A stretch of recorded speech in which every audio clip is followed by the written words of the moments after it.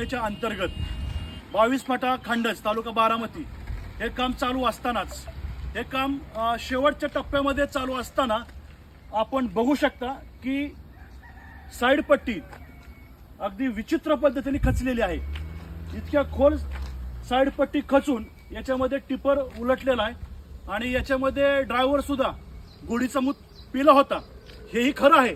परंतु तितकंच की रस्त्याचं व्यवस्थापन करत असताना या ठेकेदारांनी काळजी घ्यायला पाहिजे होती की इथल्या साईड पट्ट्या व्यवस्थित पद्धतीने करायला पाहिजे होत्या आणि या इथून शाळकरी मुलं सायकलीवरती गाडीवरती प्रवास करत असतात। इथं बैलगाड्या कारखान्याची ऊस वाहतूक करणारे ट्रॅक्टर्स ट्रक्स या रस्त्याने वाहत असतात। त्याच्यामुळे पंतप्रधान ग्राम सडक योजनेचं काम चालू असतानाच ठेकेदारांनी या डांबरावरतीच पुन्हा डांबर अंथरून याच डांबरावरती पुन्हा पावसामध्ये सिलकोट मारण्याचं काम केलेलं आहे।